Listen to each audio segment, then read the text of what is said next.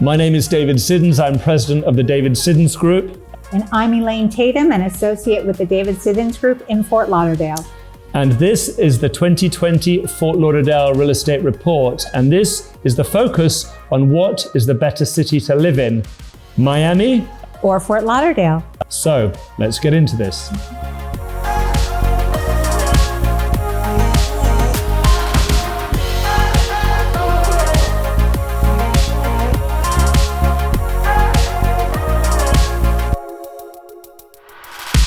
So after 10 years of writing real estate reports for Miami and obviously selling Fort Lauderdale Real Estate Report at the same time, we thought it would be appropriate, especially in light of all the what I call COVID relocations and tax relocations that we're experiencing right now into South Florida. So many of the buyers, they're looking at us with close quarters analysis, and they're trying to decide when moving down here, which city they should be living in. And as we've never done this before, Elaine, we thought it would be a good idea to compare the two. Well, I've always compared Miami and Fort Lauderdale because I'm a former resident of Coral Gables down in Miami, and then I elected to move to Fort Lauderdale for various reasons. I've transported my family up there. I love the lifestyle there. So I'm really happy to get into this comparison with you today about Miami. Pleasure. And I'm a current resident of Coral Gables, so I'm going to fight my corner. I know you're going to fight yours. Really, it's not so much of a fight, it's more of a dialogue about what's going on. So look, Elaine, as the expert in the market, let's go through a little bit as we bounce back and forth about what you actually get in Fort Lauderdale. What is it that statistically might be different? Let's talk about the demographics and the economics of these two cities. Well, in Fort Lauderdale, it's a jewel of a city that is actually so close to the beach. You can feel the ocean breeze as it wafts up the coastal shores of of Fort Lauderdale. So get that one.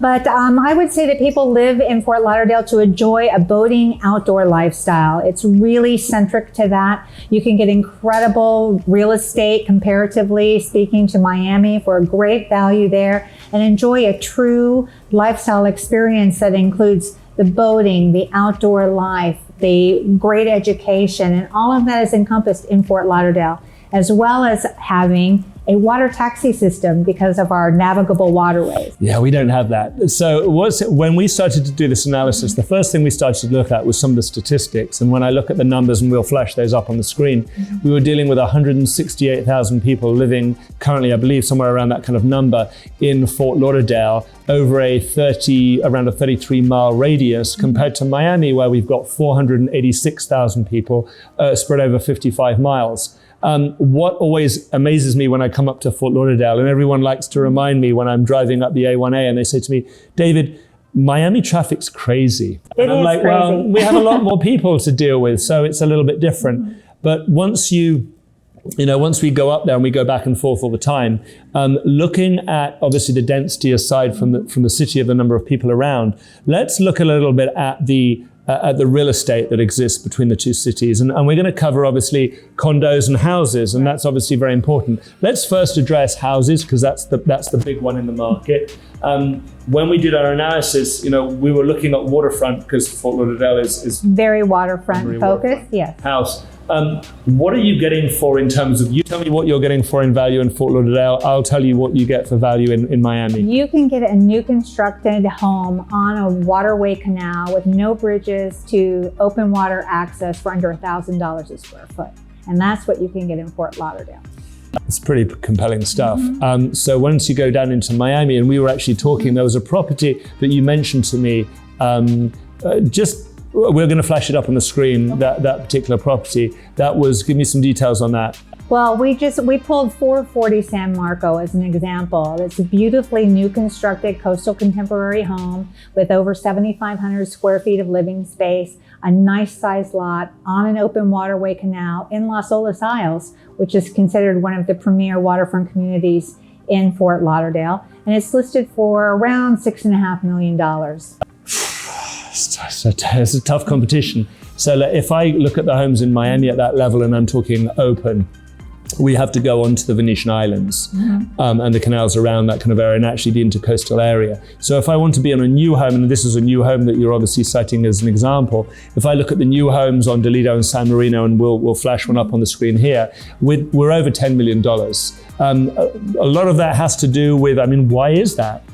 Well, I think there's a lot of demand. There's a lot of population density, as you have discussed, in Miami, and we're a little more spread out in Fort Lauderdale. So we are also it hasn't been built up as much. There's not so much competition for the sales there, and there's not as much inventory as you have in Miami. Yeah, once you get density in a more densely populated area, so you have more limited land, and it's land that's obviously holding the values and driving just the basic land values up in these key locations. When I lived down in the Miami and the Coral Gables area, we lived in an area called Coco Plum. Beautiful homes there with wonderful waterway canals throughout, but there were fixed bridges. Yep. There were only a few. We happened to be on Valero's Court, where there was not a fixed bridge to navigate out to the open waterways.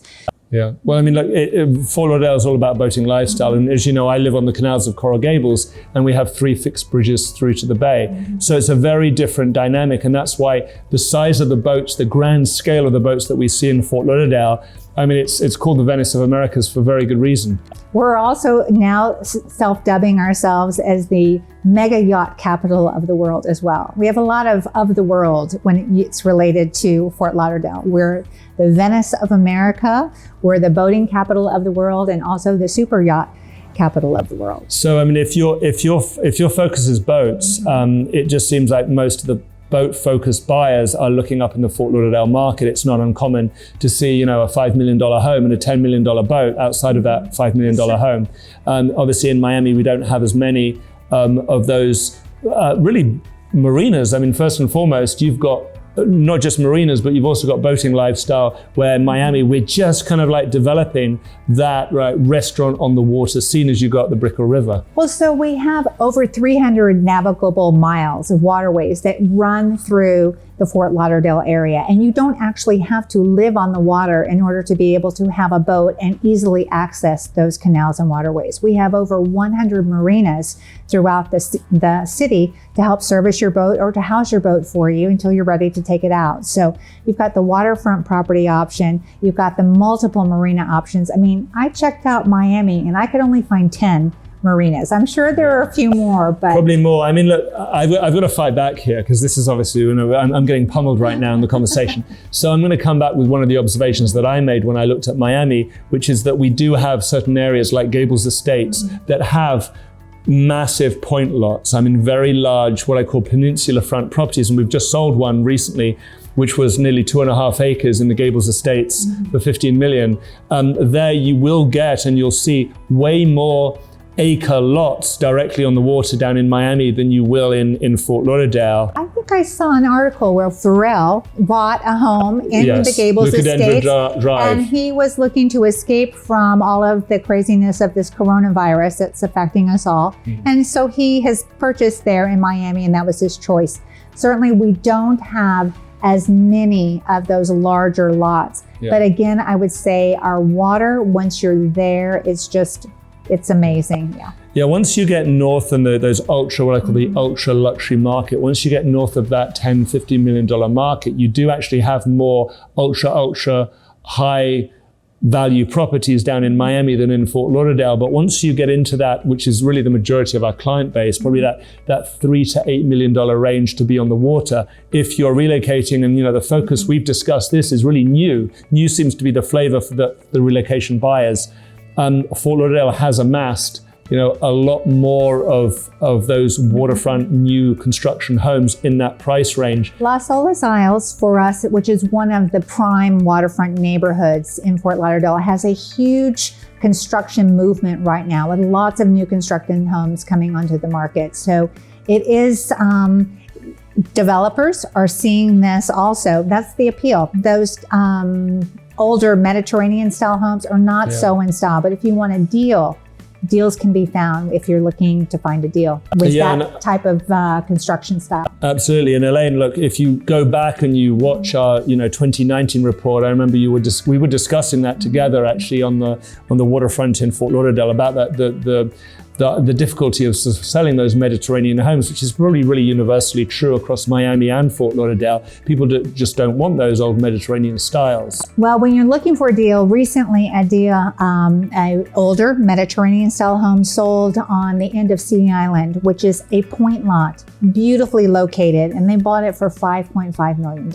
How big was that lot? Well, the lot was probably, I would say, around 12,000 square feet, 10 or 12. They proportioned the point lot into 3 separate lots for this particular sale. It was one big parcel, but the buyer came in and was able to buy just the home with the surrounding land on the smaller lot. But what does it matter when you have the entire intercoastal waterway at your point lots are key. I mean, I have a point lot right now for sale in Key Biscayne on Mashta Drive. You know, you can look at the bottom of the screen, you can see the links. And again, remember, as we're doing this conversation, I know we've got data scrolling at the bottom of the screen. It's all there. So it's all there. Yeah, just follow it through. So, you know, one of the things obviously we're putting out there is that there is, in fact, if you look at the number of sales in the market, 90% of the single family sales in Fort Lauderdale in that 3 to 8 range, they're all waterfront houses, and in Miami it's about 50-50. So, you know, if you are, let's move from waterfront, because we've obviously, we know we're going to have that, you're going to have that waterfront buyer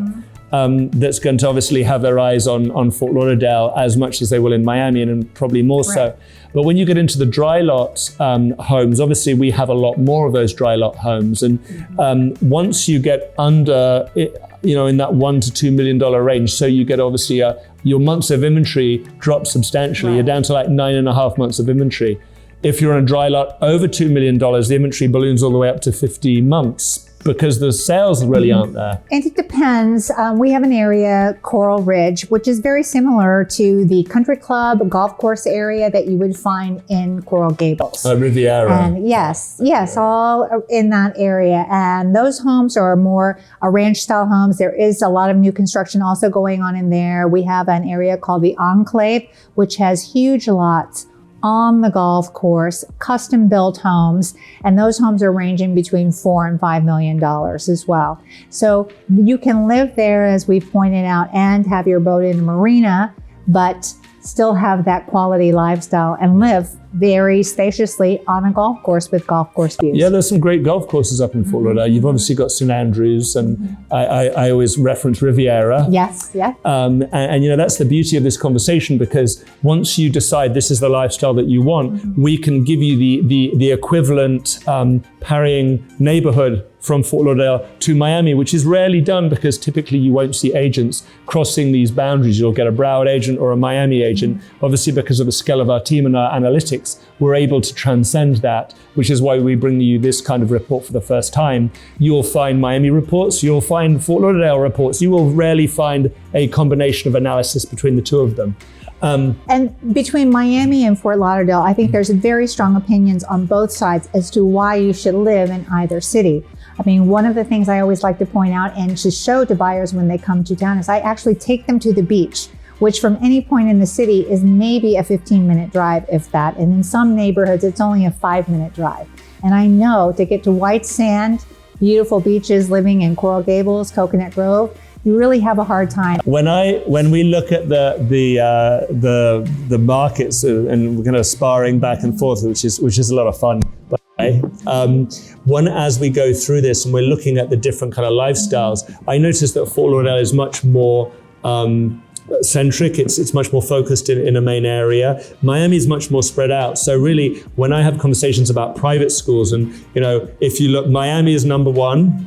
And number 4, Fort Lauderdale is number 2 and 3. So it's really a hard match. It's really just about, you know, whether it's Pinecrest or American Heritage. These are amazing schools. You know, we have Ransom, and you know, we have Carrollton, we have Gulliver and Palmer Trinity. Again, these are all great schools that make the top 10 list.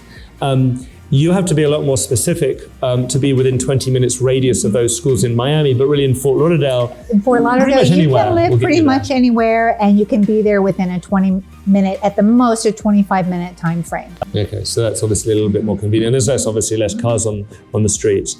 And so, you know, obviously with population and everything and density going on, one of the things that Fort Lauderdale is starting to evolve now, which we haven't had a chance to have this conversation much before, is the condo market. This is the next big, let's address the elephant in the room.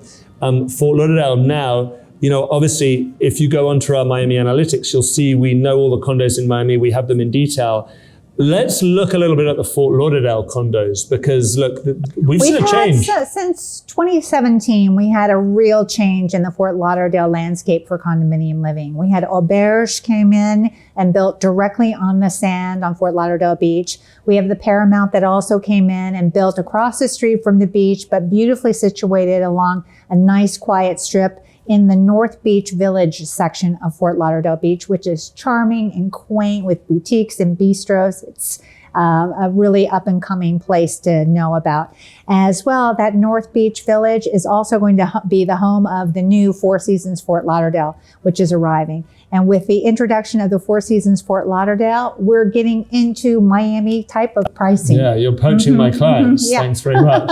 So look, I don't think it's necessary to go into the details of the Miami condo market. We all know what it's about. And again, you can go in and read 1,000 different articles about it. It's huge with beautiful designer buildings down here. Yeah. I have to give you that for sure. And obviously we're actually sitting in right now. We're sitting in Fendi up in Surfside. But let's moving on to Fort Lauderdale and focusing on Fort Lauderdale. What struck me now is that you can get, and again, about being on the sand, and this is obviously part of the reason why we have this backdrop, is that we're directly on the sand here. And to get into a new building on the sand in Miami, in a good neighborhood like Surfside here or Bar Harbor or even down into South of Fifth, you're going to be trading in that $1,400, $1,500 up dollar per square foot, $2,000, $2,500 at the top level buildings. What can you get into a new building in Fort Lauderdale at? Well, I would say we've just done the analytics, and in the Paramount, you can get in there for around $800 a square foot. On the ocean. On the ocean. Wow. Auberge directly on the sand is you're going to be able to get in there for around $1,200 to $1,300 a square foot. Okay. And if you would like to find out about the available inventory at the Four Seasons Fort Lauderdale and maybe have the developer release some previously unreleased product, we know him. We work call with us because we work with them very closely and we can get you into the Four Seasons Fort Lauderdale. That will be over $1,700 a square foot for units available in the Four Seasons. But comparing it to Miami down the street, I mean, obviously here in Surfside, where you do have the other Four Seasons, the sister building, you're over $2,000, $2,200, $2,300 a square foot. And we've obviously sold there and we've sold up and down this coastline. So we have these analytics and it's really, really helpful to draw this up because it means that you can literally give us your number and we will give you the best across both cities. Oh, and what's important to you? Is it the beach? Is it the square footage? We do have a trend happening now in Fort Lauderdale where the newer buildings are coming out with huge terraces. I think that Auberge was the first to introduce a huge outdoor terrace. So you've got your outdoor living, your indoor living space. You can entertain and really live a true Florida lifestyle. And there are summer kitchens being put out to them, and even some have marinas with them as well in the newer construction. There you go. I mean, look, as always, guys, any questions for Auberge, for Paramount, for Fort Lauderdale's Four Seasons? Here's Elaine. She's working this territory extensively every single day. She knows all these buildings, knows all the floor plans, and we'll give you those comparisons. So Elaine, thank you again. No one actually got a shot of our boots, did we? We're actually doing this right now with our COVID testing. We have our, I don't know if you can see our little boots on. We like to keep it real. And we'll obviously bring you updated reports as we go through the months, as we work through the summer, and new information comes out. And please read all the parts of the Fort Lauderdale report. If you're definitely looking to buy in South Florida, consider Fort Lauderdale. Enough said. Thank you again. Don't forget, read our blog, email us, WhatsApp us, email Elaine, email myself, and we look forward to helping you. Thank you. Thank you again.